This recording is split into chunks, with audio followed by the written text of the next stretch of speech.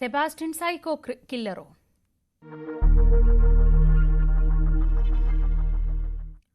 ആലപ്പുഴ ജില്ലയിലെ ചേർത്തല ഉൾപ്പെടെയുള്ള പ്രദേശങ്ങളിൽ നിന്ന് കാണാതായ സ്ത്രീകളുടെ കേസിൽ അന്വേഷണം നിർണായക ഘട്ടത്തിൽ. സൈക്കോ കില്ലർ എന്ന് സംശയിക്കുന്ന സെബാസ്റ്റ്യനെ പള്ളിപ്പുറത്ത് വീട്ടിലെത്തിച്ച് നാളെ തെളിവെടുപ്പ് നടത്തും. സെബാസ്റ്റ്യനുമായി ബന്ധമുള്ള കൂടുതൽ ഇടങ്ങളിലും തെളിവെടുപ്പുണ്ടാകും.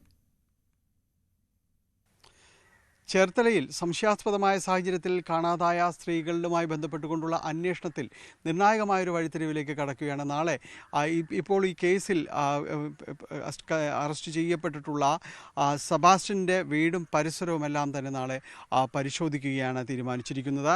ഈ കേസുമായി ബന്ധപ്പെട്ടുകൊണ്ടുള്ള ഏറ്റവും നിർണായകമായ ഒരു പരിശോധന ഇതായിരിക്കും. ഇത് പള്ളിപ്പുറത്ത് സെബാസ്റ്റ്യൻ്റെ വീടും അതിൻ്റെ പരിസരങ്ങളുമെല്ലാമാണ്. ഈ വീട്ടിൽ തന്നെ വളരെയധികം നിഗൂഢതകളുടെ ഒരിടം എന്ന രീതിയിൽ തന്നെയാണ് പരിസരത്തുള്ളവരെല്ലാം തന്നെ ഇതിനെ പറയുന്നത്. കാരണം വല്ലപ്പോഴും ഇവിടേക്ക് എത്തുക, ഇയാൾ പലപ്പോഴും ഇതിനെ അവിടേക്ക് വരാറുണ്ട് എന്നെല്ലാം തന്നെ പറയുന്നു. ഈ പരിസരം ആകെ കാട് പിടിച്ച് കിടക്കുന്ന, ഇതിനകത്ത് നിരവധി കുളങ്ങളുള്ള, അങ്ങനെ ആ പരിസരത്തുള്ളവരാരും തന്നെ ഇങ്ങോട്ട് വരാത്തൊരിടമാണ് ഇത്.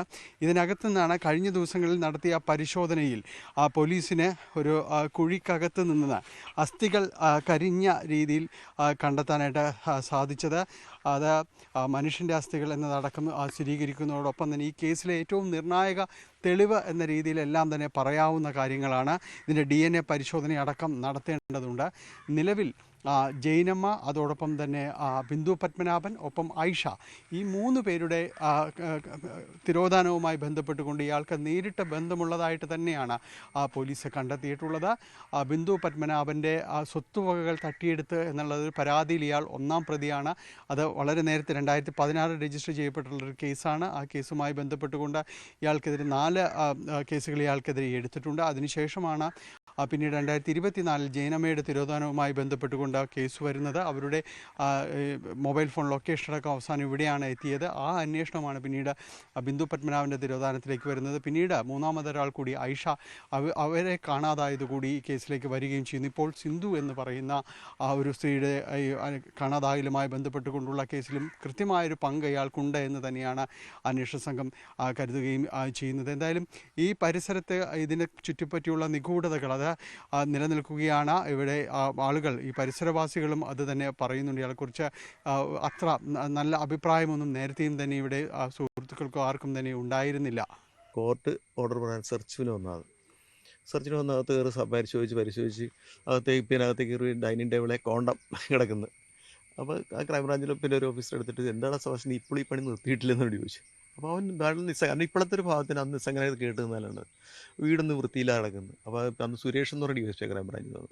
പുള്ളി വെച്ച് തരുന്ന നിനക്ക് ഒന്ന് വൃത്തിയായി ജീവിച്ചുകൂടെ എന്ന് ചോദിച്ചു. അപ്പോൾ എന്നോട് പിന്നെ സാർ പറഞ്ഞ സാറിനായിരുന്നു ഇവൻ്റെ വീട്ടിൽ പോയിട്ട് ഞങ്ങൾ വരുന്നത്. വീട് ഇതിനേക്കാൾ കഷ്ടമാണ് അവിടെ ഏറ്റുമാനൂർ, ഒരു വൃത്തിയില്ല. അപ്പോൾ കുറേയൊക്കെ എടുത്തായിരുന്നു. അവർക്ക് കിട്ടിയെന്നൊരു ഫോണാണ്. സാധാരണ നമ്മൾ പിന്നെ മാനുവലായിട്ട് ഉപയോഗിച്ചിരുന്ന ഫോൺ. അതിനൊരു സിമ്മൊന്നും ഇല്ലായിരുന്നു. സെർച്ചിൽ കിട്ടിയ അത് മാത്രമേ ഉള്ളൂ. അപ്പോൾ ഇത് ആരുടെയാണെന്ന് ചോദിച്ചപ്പോൾ അവൻ ആദ്യമൊന്നും പറഞ്ഞില്ല. പിന്നെ നിനക്ക് അറിയില്ലെന്ന് ചോദിച്ചാൽ എൻ്റെതാണെന്ന് തോന്നുന്നു എന്ന് മാത്രമേ പറഞ്ഞു. പിന്നെ അവർ തപ്പി പെറുക്കിയിട്ട് ഡയറിക്ക് എന്തൊരു പേപ്പർ എടുക്കുന്നുണ്ട്. ഒരു 1-2 മണിക്കൂർ അവിടെ നിന്ന് മൊത്തം വലിച്ചു പെറുക്കി പോയി. എന്തായാലും ഈ കേസിലെ ഏറ്റവും നിർണായകമായ നീക്കമാണ് അന്വേഷണ സംഘം നടത്തുന്നത്. നാളെ വീടും പരിസരവും തന്നെ കുഴിച്ച് അടക്കമുള്ള പരിശോധനകളിലേക്ക് കടക്കും. ഇതിൽ ജിയോളജിസ്റ്റുകളുടെയും സാങ്കേതികത്വവും എല്ലാം തന്നെ അന്വേഷണ സംഘം ആവശ്യപ്പെട്ടിട്ടുണ്ട്. കാരണം ഇതിൽ എവിടെയാണ്, ഈ വിശാലമായ പുരയിടത്തിൽ എവിടെയാണ്, എങ്ങനെയാണ് ഇയാൾ അതിനെ ആരെങ്കിലും മറവ് ചെയ്തിട്ടുണ്ടെങ്കിൽ അത് കണ്ടെത്തേണ്ടതുണ്ട്. അപ്പോൾ അത്തരം പരിശോധനകൾ വേണം. അതുമാത്രവുമല്ല, വീടിൻ്റെ ഈ തറയോടുകളടക്കം ഈ അടുത്ത കാലത്താണ് ഇയാൾ അതിൽ നിന്ന് മണ്ണ് മാറ്റി, ഒപ്പം തന്നെ അവിടെ പുതിയ ടൈലുകളെല്ലാം തന്നെ പാകിയിരിക്കുന്നത്. അപ്പോൾ അതെല്ലാം തന്നെ കുഴിച്ചു മാറ്റി പരിശോധിക്കുക എന്ന് തന്നെയാണ് അന്വേഷണ സംഘം തീരുമാനിച്ചിരിക്കുന്നത്. ഏറ്റവും നിർണായകമായ ഒരിടപെടൽ തന്നെയായിരിക്കും ഈ സ്ത്രീകളുടെ തിരോധാനവുമായി ബന്ധപ്പെട്ട് നടക്കുന്ന അന്വേഷണത്തിലെ വഴിത്തിരിവാകും നാളത്തെ തെളിവെടുപ്പ് എന്ന് തന്നെയാണ് കരുതുന്നത്. പള്ളിപ്പുറത്തുനിന്ന് ക്യാമറമാൻ ശ്യാംലാലിനൊപ്പം ഡാനി പോൾ, ന്യൂസ് 18.